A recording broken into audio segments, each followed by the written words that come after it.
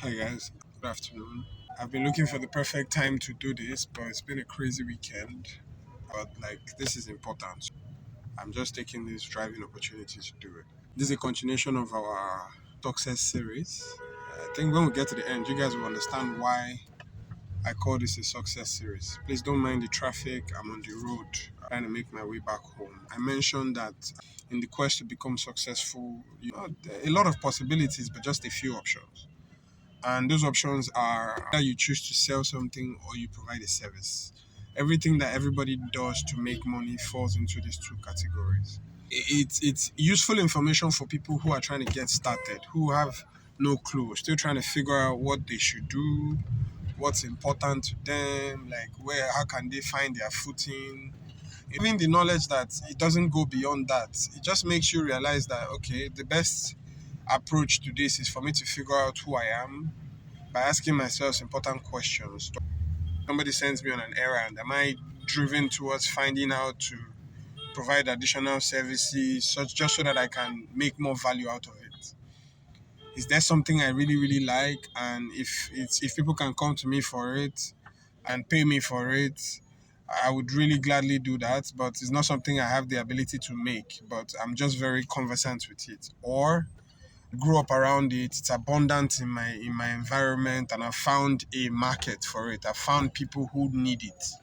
These are things that you can question yourself if you're just starting out to try and figure out if sales is a safe place for you to begin. The people who want to provide service, there's a lot of things that will drive you to that point.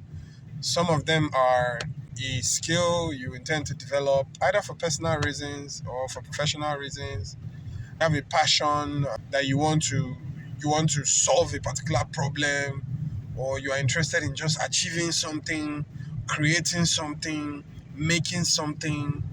All of these things just put you in the service realm, right? That's if you're just starting out. This is a very simple way to figure out yourself, right? Now moving on to the next category of individuals that should or would be this information is useful to. There are people who are already doing things, right? They've started off on a path and they're trying to make the best out of that path, right? If you're started off on a sales path, you sell something, you have like a business that provides goods and services for people essentially. Not that you make it, but you know a lot about it, you know where to get it, you know how to overcome the difficulties of sourcing it, and you can present it to people conveniently. So all you need from them is just to pay money and get it. That is that for those people. And then for the people who want to provide services, you have various ways to do that. With your skills and your talent, you don't need to be part of any institution to do that. You can do that as a member of a team, like a staff in a company. You learn something that is useful among a group of other things that can help a business achieve their goals or their aims and objectives, right? There's that. And you are the type of person who you want to make stuff, you see problems and you're like, oh, this shouldn't be, like, we need to solve this. Once you notice that that's the kind of person you are, you're going to eventually either make a product or provide a service to people to try and relieve them of some necessary difficulty or evil or whatever it is that you feel like it's important to do. All of this falls into the category of service. Now, I will be starting this from the end and then we'll trace it back to the beginning. And the reason is this. A movie is more interesting when you've seen the trailer. You already know what to look out for. So when you are now watching the entire movie, your interest is in filling in the action points. And if you don't know what success looks like at the end of a journey, why are you even on that journey in the first place? That's a very important question. Why? Why would you be doing something that you don't know how it's going to turn out? I did a little bit of research, not a lot. I use Google, I use like observation, I use just a lot of interesting and wise people who have a lot to say in the field of human potential discovery and all of that. And I figured that success in different things, they vary in different. You and somebody are not on the same path, and the same things are not going to mean success to the both of you, right? But depending on the nature of what you choose to do, in this case sales, and in the other case of service broken down. Maybe like you're offering it through professional service. Another one is you try to use your talent to provide service. Another one is you try to create like a business or a company to provide a particular service to a lot more people because you are interested in solving that problem. It's like the go-to for entrepreneurship. Like a salesperson. Successful salesperson has one of three options, right? Become so big that you sell for everybody. That's a level of success. Like you are everywhere, you are easily accessible, you are like the number one choice, people just come to you naturally. That's how to succeed in one realm of sales. The thing is, you get a licensed dealership. Whatever it is you're selling, if you're the only one that is allowed to sell it in a region, or privilege, gives you an edge. That's another level of success. The third one is that you sell a lot of other people's items or goods to a point where you can now replace their own with your own. Selling what you have or something that you can brand with your name. That is like the third level. Like you have taken your ability beyond selling other people's things, and now you're beginning to sell your own. You're putting your brand name on top of them. Those are the three things I feel like people in sales, if they attain them, they can claim that they've made it. Because at that point, the business is going to outlive you. You stop struggling. Become the go-to for certain things. People need some particular things. They don't have a second choice. They have to come to you because you are the only person who is either providing that thing at that level or in that particular item, and it's on brand. From my own analysis, I don't think that there's any other thing that you can actually claim that would define a successful salesperson. But then again, like I said, the entirety of this conversation is so that we can figure out what success looks like for you in the path that you choose. We go beyond salespeople. We go to like professionals. I want to walk the career path.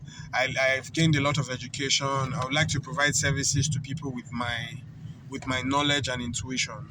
The things that were more important to them. They were happy enough that they were able to start off at the bottom and then finished to the end.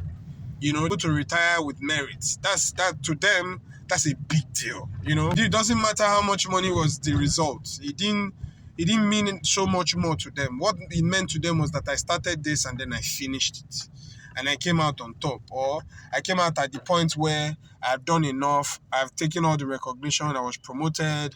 I have lived a good life. If that is important to you, then you should be very conscious of it. Something that means that you are succeeding in life. It can take away fulfillment from you if that is what is important to you and you choose. Another thing for such people who choose to provide services through a career path is they retire, or maybe they're now called to come and consult based on their years of experience, or they are called to come and serve based on their knowledge and intuition that they've gained over a long period of time. That gives them a lot of joy. It makes them feel fulfilled. It makes them feel like all these years of working was not a waste. What category of people that people who decide to pursue a talent, Third people, what it means to them when they succeed is that one, they are sought after. People want to work with them. A lot of people want to, have them on a thing, and that naturally brings in the financial resources that they desire. Second thing is that they get to create an experience for a lot of people. It means more to them than the money that they are paid. It comes because it's a byproduct. What is very important to them is the opportunity to actually express themselves to a large audience. That matters to them. If you give them that opportunity, you have given them a room to succeed. Another thing for themselves is just the ability to digitize themselves.